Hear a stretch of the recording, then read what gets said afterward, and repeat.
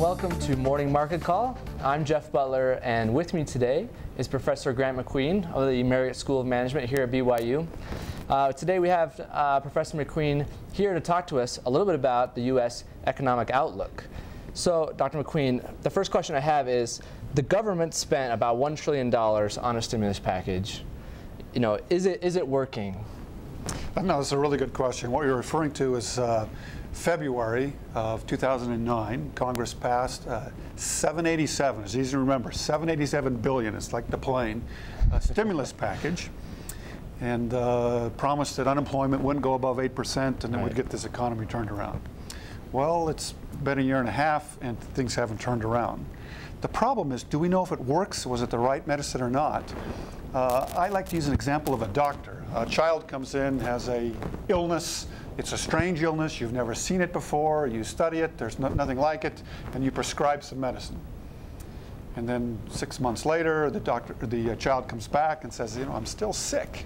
And then the doctor scratches his head, thinking, "Did it work? Or did I give it too much or not enough?"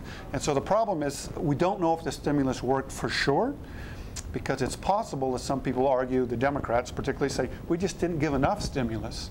And the Republicans are saying it doesn't work, and the doctor scratches his head and say, I don't know. Right. So how long until we really find out if it worked or not? That's a good question. It may take a while, but honestly, I think that today, Friday, it's the second Friday of the month, we're going to get a very important announcement.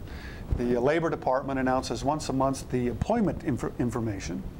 So tomorrow at 8:30, we're going to get this big announcement, and I'm worried that unemployment rate's going to go up, and the jobs, the non-farm payroll employment will go down.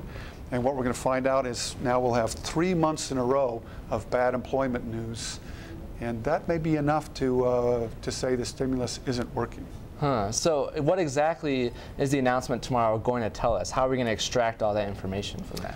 Okay, there's the Labor Department does 2 surveys. One, they ask people, are you looking for work? And they calculate an unemployment rate. It's been, I think, about 9.6 up the last few months. And if we hear 9.7 tomorrow, that's bad news.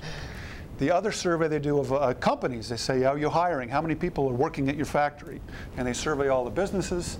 And I'm worried that tomorrow, if we hear that the employment numbers are down, then again we have 3 months in a row of bad employment news, and again a signal that probably the stimulus package isn't working. Right. So the timeliness of this morning's report really is going to be very critical to what happens in the upcoming elections. Sure. This is one of the last pieces of employment news we'll get before the November elections. And like I say, the last 3 months have been bad, bad, and we pile on one more bad. Then people may be able to say with some confidence, I don't think the stimulus package worked. The other problem is for people looking for work, you know, poor students. We're down about 7.5 million jobs since the peak. Just from the peak, in addition, we should have created about another 3 million jobs. Right. So we're down maybe 10 million jobs. Plus, I think if you counted undocumented workers, maybe we've lost another 1 million of those. So it's possible from where we should be, we're down 11 million jobs. You know, and if you're adding 100,000 jobs a year, or 150 or a month, or 150,000 jobs a month, this could take 6 years, 7 years, 8 years, 9 years until we recover to where we should be. Wow. So to summarize, as far as your personal feeling about what the outlook is for this morning's announcement, I'm afraid tomorrow we'll get interest rates going up 1 tick to 9.7, and that the non-farm labor employment is going to go down maybe as much as 20,000 jobs. That's not a lot, but the signal is, again, another month of bad employment news. So given your outlook, and following up from that, why do you think then the stimulus at this point will have not worked? I think probably because A, stimulus is a bad idea in the first place, and second of all, even if Keynesian economics, stimulus economics really worked, we did it the wrong way. So for example, this $787 billion was divided into 3 piles. Some of it went to extend unemployment benefits and health benefits, entitlements. Right. Some of it went, they call it for tax cuts. You and I got you got $400. Married people got $800. They extended the child tax credit. And then another third of the bundle went for these, they call them proposals or projects. Some of them went to roads, but a lot of it was wasted on, let's spend money building new cars, right, that are electronic. So the problem with this stimulus is most of the money paid people not to work. And right. Even Keynes, if Keynes was here trying to defend Keynesian economics and stimulus package, he'd say, look, when we did it a long time ago after the Depression, we paid people to go build roads and build deltas and build national parks. And now the stimulus money is probably gone a lot for transfer payments.